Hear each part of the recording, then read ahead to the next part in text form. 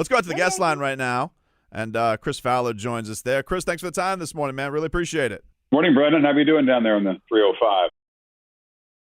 We're doing great, man. We're doing really good. Leroy and I, we've been talking some Canes in Alabama. We're super pumped up for a couple weeks. We've even made ourselves a little bit of a wager of embarrassment that comes through. It may involve one of us wearing a leopard outfit that Tyler Hero, Heat Guard, is wearing on his Instagram. But we're fired up for college football, man. So who's picking Miami? How do you have a bet if both sides are picking Alabama? Somebody's going to pick the Canes? I'm getting the Canes, and I'm getting the 18.5. I'm getting the Canes, and I'm getting the 18.5. I ride with my team, Chris. And so Leroy, more even keeled. He's Michigan guy. He's got more. He doesn't have the skin in the game like I do. He's more prone about being right, and I bet with my heart. And so I will put my humiliation on the line, as I have many times. Chris, all I'm gonna say is stay tuned. You're gonna lay it all out there and take the 18.5. That's right. Hey, Leroy, I'm a Broncos fan going way back, so I just got to throw that at you right now. I'm sorry about that. I'm a Colorado guy. I'm a Broncos back in the day, and those collisions with the Browns. So everybody's got their team. Why, but I thought I'd mention it. Doesn't everybody have their team in that stretch? I mean, yes, it's Elway and amazing. I just hope Broncos, those are my team. Right. Absolutely. I pull for the Browns now because I like Baker. So yeah. Are you as shocked as I am that they made Bridgewater to start over Drew Lock? Not shocked. I'm surprised. The fact that they weren't, locked in on Lock, pun intended, early on was sort of a signal. But I mean, we'll see. I think it's pretty fragile, don't you? I mean, if Bridgewater struggles early, I don't know. They're going to give him I want them to succeed. I want them to have two viable quarterbacks. But I think it is one of the more interesting quarterback duels. A lot of people were watching that, and I don't have high hopes for Denver this season. I mean, I'm optimistic, but I don't think that's. As I look at it, I don't see them being a playoff team. We're talking to Chris Fowler here. Now, Chris, you got the U.S. Open going on, and IBM is introducing some pretty cool stuff for the fans to interact, have some more data and fantasy going on with the tournament this year. What do you have going on with them? Well, it's my craziest time of the year. I got college football and the U.S. Open. I mean, these are my two favorite sports. I've done it for a lot of years, but if you step back and look at it, the Open starts Monday. I'm up here in New York. And it's a ton to prepare for. Then you got college football in that middle weekend. Then I come back to the Open. So for me, it's a blast. IBM just has a new set of power rankings. It's a better way to look at player momentum. It's just got to figure out who's going to win these matches and who's going to win this title. It's so wide open. There's Djokovic, but there's so many other names on the men's side people are trying to get familiar with. The women's side is just wide open. So Watson uses a lot of. I'm not going to talk to algorithms for like 8-9 minutes here. Don't worry about that. But there's just a lot of data and stuff that goes into it that makes these IBM power rankings interesting because it factors in what a player has done lately. It factors in what people are saying and talking about going into the Open. So it also helps pick fantasy. There's actually tennis fantasy, and that's a growing thing too. So the rankings are something we use to predict the winner of every match and also the chances of doing well in this tournament. So it's another tool we have to get ready for the broadcast that IBM's provided, and they've been involved in tennis for a long time. So it's cool. And it's tough when you look at all this outlook, and, somebody is going to win the last major of the year here. And, it's just a really wild time in tennis. It's a sad time to not have Federer, Nadal, Serena, some of the big names out with injuries, but it's also a huge opportunity for a whole bunch of other players to come through and have the moment of their life. Well, you as a guy who, you're always well prepared for whatever broadcast, and we have so much more new information these days. Like, is there something go-to that's new age that you do like throwing into your broadcast that you like having as a note to go into? And is there, or is there do you try and stay like what you've usually gone through because you don't want to overload yourself with too much because there's so much out there now?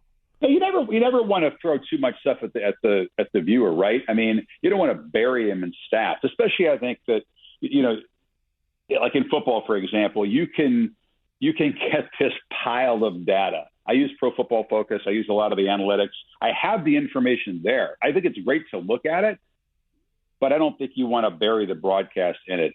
And with tennis, I work with guys like Johnny Mack.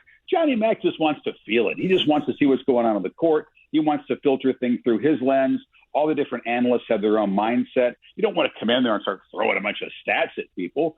I mean, what's cool about sports is that it's unscripted and it's in the mind of the athletes and it's unpredictable and anything can happen. And so it's a combination of being prepared, having all the data ready. Like I'll know, for example, during the Georgia-Clemson game, every defensive back, how often they've been targeted by opponents, what kinds of routes they've given up, what the success rate is.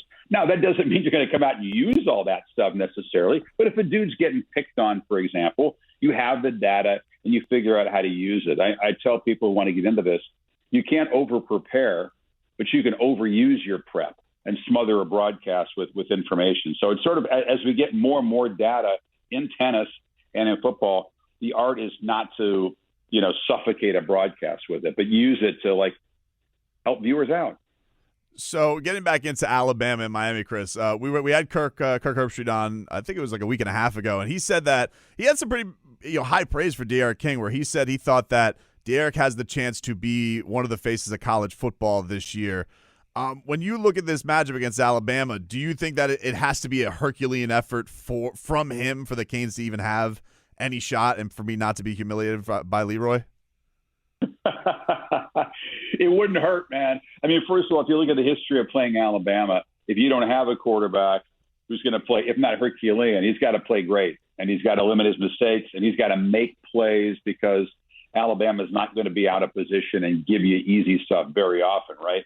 This defense for Alabama is the strength of their team. The focus in recent years has been on offense, on scoring 1 million points, talented skill all over the place. They still have that, but it isn't as proven. And you can't be, an offense as great as Alabama's was last year, lose Mac Jones. We see what he's doing in the NFL. Lose Devontae Smith, Waddle, Harris.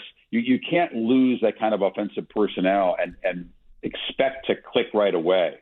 So to me, it's more of a return to Alabama's personality under Saban. It's going to be a tough defense. They're going to make D'Eriq work for everything. They're going to be very, very focused on keeping him in the pocket, not letting him get out and run around. I will say this.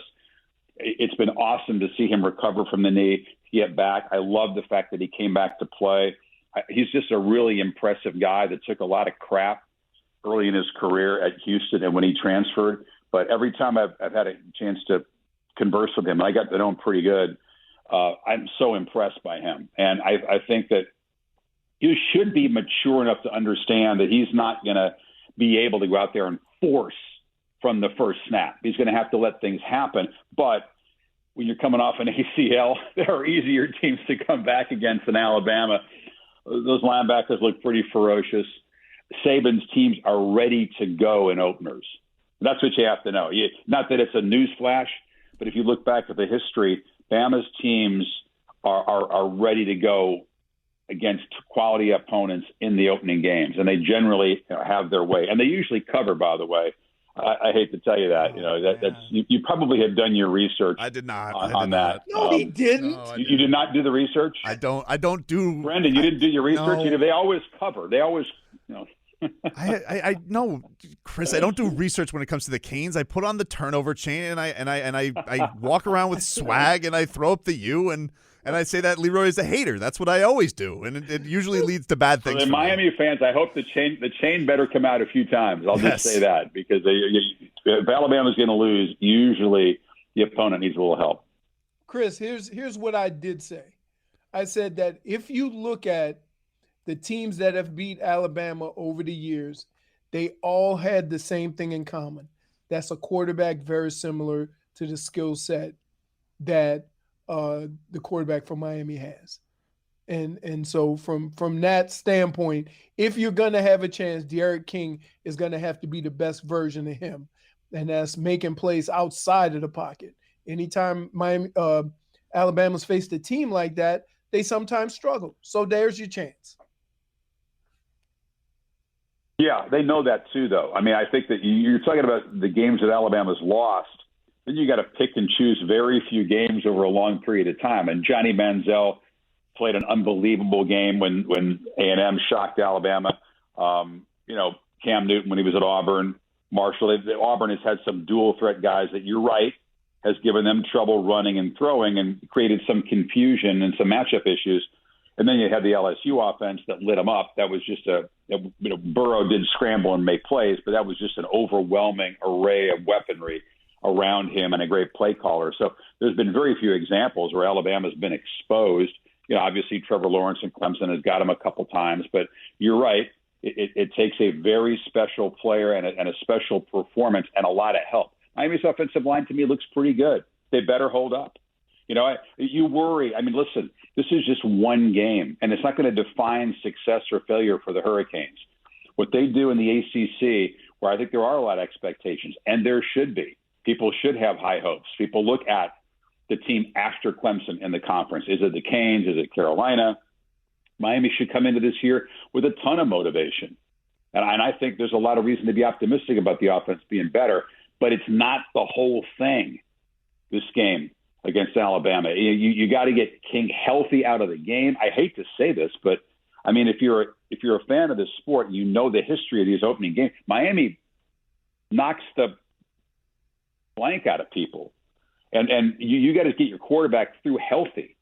I remember the Florida State game a few years ago. Francois goes in. I mean, that was the last really good opponent where I thought it was a decent matchup coming in. So when they played the Knowles, was it 4 years ago?